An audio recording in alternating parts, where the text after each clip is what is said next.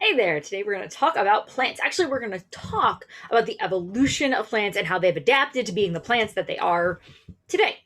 So, first of all, we really need to think about a couple of things to get this idea.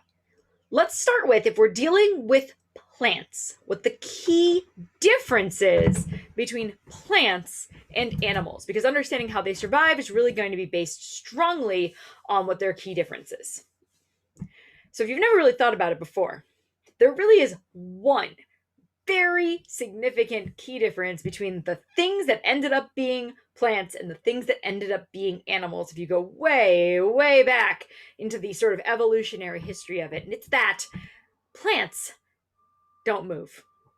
Animals have some kind of locomotion, they're able to get somewhere in some manner. Some of them don't do it a lot, but they have locomotion, but plants stay still. So almost everything about them tends to be related to them standing still. So I've mentioned in the past that one of the reasons plants have a cell wall is because since they can't move, they need a higher level of protection in their cells. And that's definitely one of the true things. All right, so let's think about the stuff that plants need to survive, assuming they are a creature that distinctly stands still. All right, so we're thinking about the things plants need to survive. Obviously, we'll go through the list of characteristics that make stuff alive in general. They've got the basic carbon, they've got cell structures.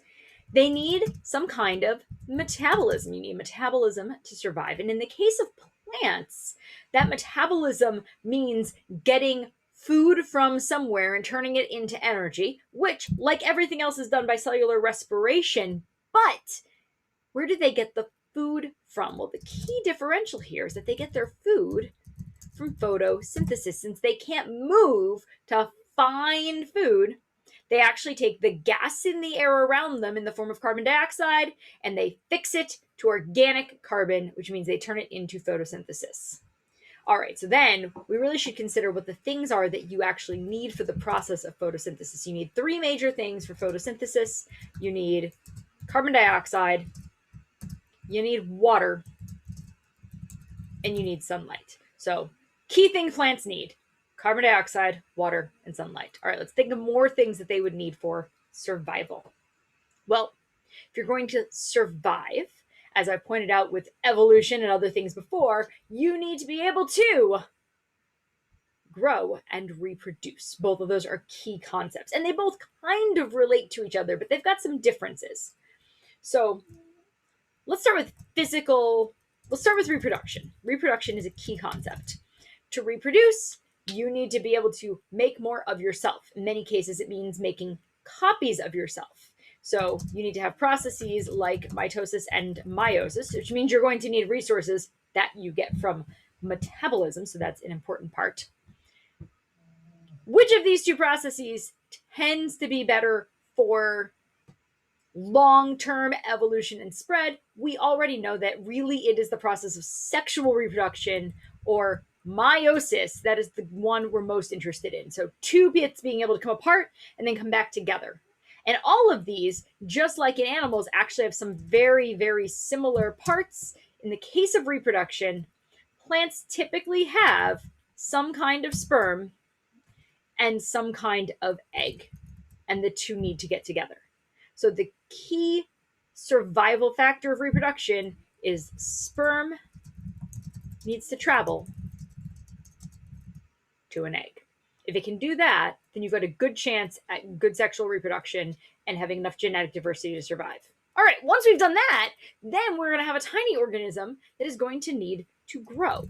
Growth is indeed its own thing. And not only that, when you don't move, think about this. If you don't move, and then you have a bunch of babies, and they don't move, and then they have babies, and they don't move, what do you have? You have a pile of organisms all living in the same place on top of each other. That's going to be a problem. To really have true growth, you're going to need space, and you're going to need resources, and you're going to need to be able to share them, have enough to go around. Now, animals can, of course, have their young and move them or move to a different place, switch things up, leave the home when they become adults of some kind. But plants need a whole different way to do this. And so, a key portion here is going to be moving away from parents, essentially the parent plants. All right. And there's really one more major factor that plants are going to need to survive, and that is, well, to survive, which means they're going to need some kind of protection from all the stuff around them. There's really two kinds of major protection that you need. You need protection from immediate danger, which means usually something is coming at you and trying to destroy and eat you. That's a key concept. But you also have essentially environmental dangers, which is that some aspect of the environment is going to give you difficulty. All right, so our danger in terms of like something trying to hurt or eat you is typically escape herbivory or something trying to eat you. Then the other side of it, the environmental danger, is avoid dangerous elements. Now, that will become a little bit more obvious in a moment as to what that means, but it tends to relate to things like, hey, we need water and we need sunlight, but if we're in a place with not so much water, then the sunlight might cause it to evaporate and things like that. You also don't want it to be too cold. You don't want it to be too hot. So all of that is all environmental dangerous elements that you might encounter. Okay. So let's consider this from a algae perspective first. Algae are the precursors to plants. They lived in bundles of cells, sometimes multicellular, but mostly kind of single-celled clusters, and they lived in water, typically in oceans and things like that. So let's think about that. All life started in water, and it did so for some pretty good reasons. For instance, let's think about all of these things related to algae in water. Well, if you're living in water, and obviously the key things you need are CO2, H2O, and sunlight, guess what you have in abundance? All of those. You're surrounded by the water, so you have plenty of water to use. The CO2 dissolves in the water, so as long as you are high enough up in the water and it's mixing with the air, you've got CO2. And same thing, if you're high enough up in the water, you have sunlight. Therefore, you can accomplish photosynthesis. Great. That's easy. Reproduction. If you are using meiosis and you have sperm that needs to travel to an egg, well, it's just floating around in water. They can get there. They can find ways. I mean, that's what fish do. They just drop sperm on eggs and then they get fertilized. And a lot of times these early plants did some similar things. A lot of them also use mitosis as a key factor. A lot of them don't reproduce sexually, but that also makes them less diverse and less good at overall survival. So either one of those is a good thing. Okay, so growth, space, resources, moving away from parents. Well, if you're in water, you get to float away from things. You don't have to worry about getting all caught up in one spot. Water moves and allows things to float, to move, to get away. So resources can spread out. They can diffuse throughout the water. It's pretty easy to get those. And then protection. Now, this can be a little bit tougher. Obviously, if you're trying to escape herbivory and you're in the water, things might just eat you. But there's not very much in terms of dangerous elements. You have more than enough of all the things you need. You're pretty well protected. At this point, we already had thickened cell walls. So that was the starting point of protection, is that algae do have very thick cellulose-like cell walls. So they have some of it. But there's not too many other dangerous elements to worry about in terms of the environment. Maybe salt in terms of the ocean, but you can counterbalance that with some osmosis. So algae are doing great. They are living out in the ocean, living it up, having a good time, but there is still a sort of a space limitation.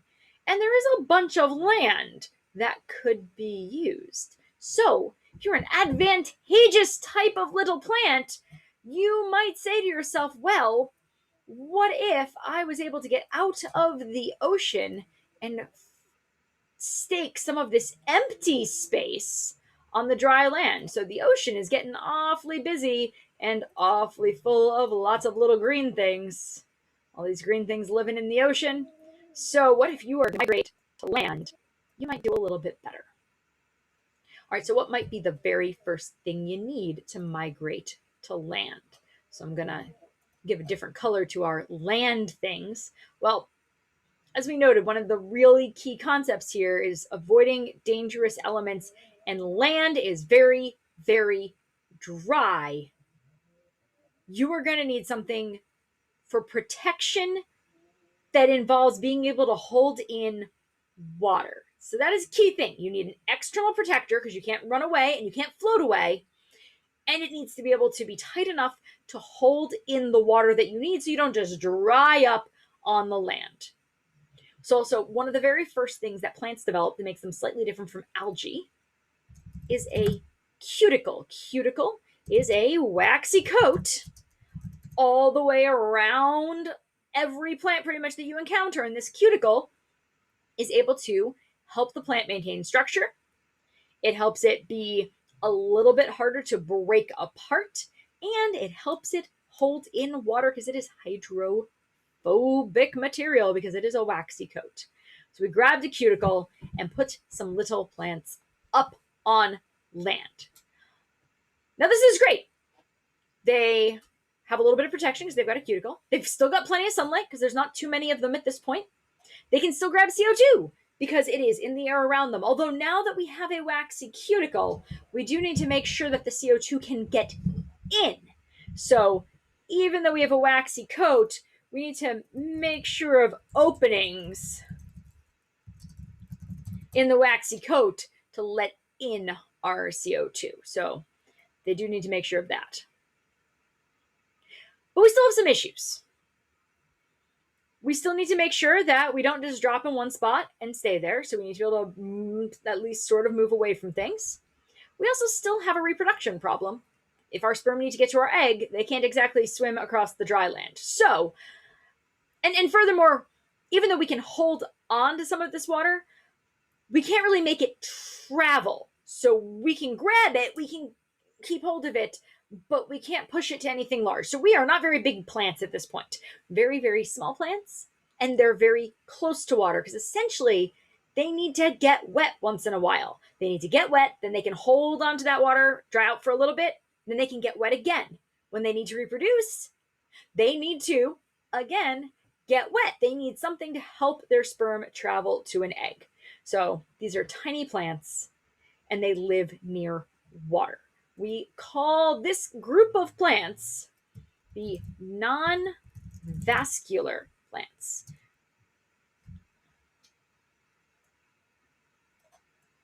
All right, this will include mosses and some other things, and I'll talk about those in a whole nother video. Okay, so let's see. As we're getting a little bit better and a little bit bigger, what are some of the things you think we're going to need to continue to survive? Well, if we stop being very, very small plants, and we want to start becoming maybe larger plants. Like, we're not getting too complicated yet, but we're getting a little bit bigger. We want to keep moving up and moving out of the way. And one of the reasons for that, of course, is that we're eventually going to cover the surface. We're going to run out of sunlight and space. But if we could grow up and out, then we can get more of both of those. More of the sunlight, more space to live. But here's the key. We're getting further away from the water. Not completely away, but up and away, which means we need a way to get the H2O up into these leafy parts. We need the water to do the process of photosynthesis, so we have to make the water travel to where the sunlight is, which is in the leaves. So the next thing that needs to be grown or put together here is vascular tissue, or something in our bodies that seems like a circulatory system, but in a plant system, the vascular tissue allows for travel of substances, specifically water that can go up, and sugar, because if we're going to produce the sugar up here where the sun is, but we need to get it to the rest of the plant, sugar that can go down. The thing that a plant is going to develop is a vascular system. All right, so now we have another type of plants. We have vascular plants. Non-vascular plants and vascular plants, but there are still some things we have not yet dealt with. All right, like this reproduction and growth stuff. So we still have sperm that need to travel to an egg. We've not solved this problem yet, and even though we have these vascular plants, so what they do is they still live near water. They're fairly close to water. They drop things like their sperm down in the water, and then it can swim to the egg. So we're still using water for sperm and egg. Also, we still have a specific way of moving away from parents that doesn't involve water and maybe some wind, but mostly those things just, again, drops and start new plants.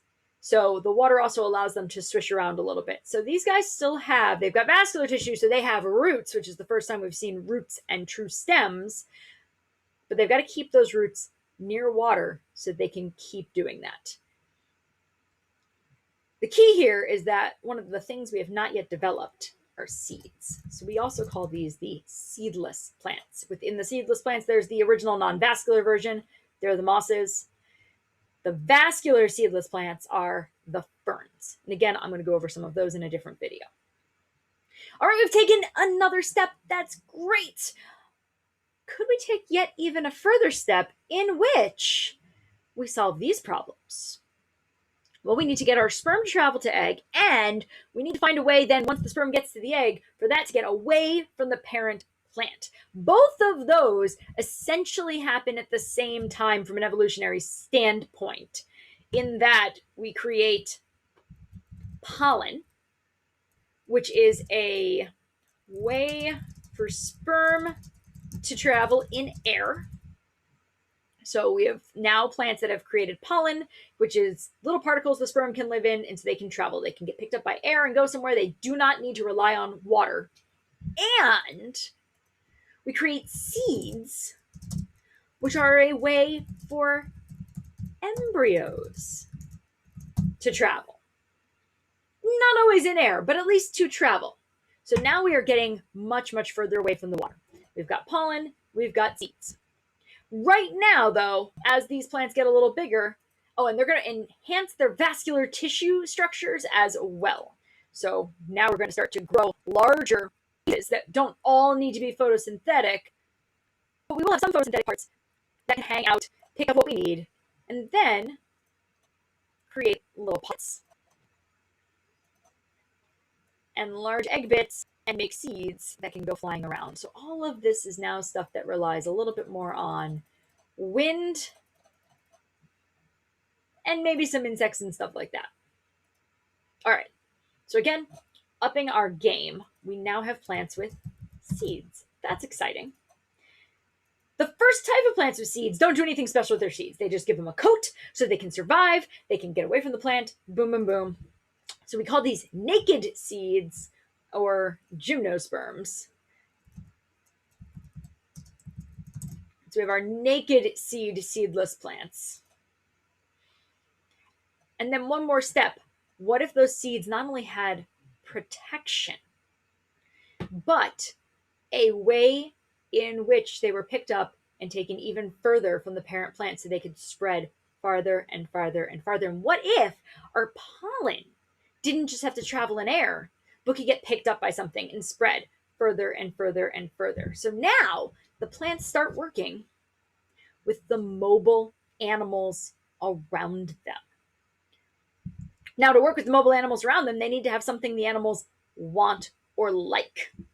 So this big fat green thing that just kind of spits out these dry seeds, not nearly as exciting as, for example, something that looks a little bit prettier, and then maybe even has developed some brightly colored bits and pieces in which some of these little parts come out of. So now you've got things that want to land on these brightly colored flowers. Not only that, the pollen stuff actually in some pretty edible food substances. So some of it needs to be used to get from plant to plant, but the rest, well, if we can make food out of it, why wouldn't we do that? The plants also start producing sweet, sugary substances like nectars that other animals like. So we have flowers, which allow for pollinators. So something comes, grabs it, and sends it to another flower. And then further, we take our seeds that are inside the flowers after they're formed and cover them in something soft, squishy, and sweet. And so we start to grow fruits around our seeds.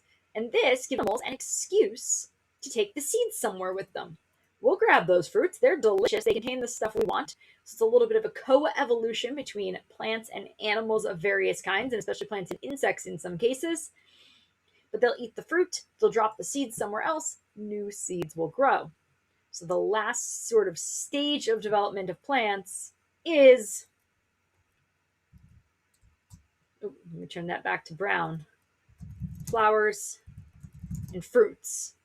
And that is where we get into the angiosperms. And that process has worked so well that, let's be real, all you see everywhere all the time are pretty much angiosperms.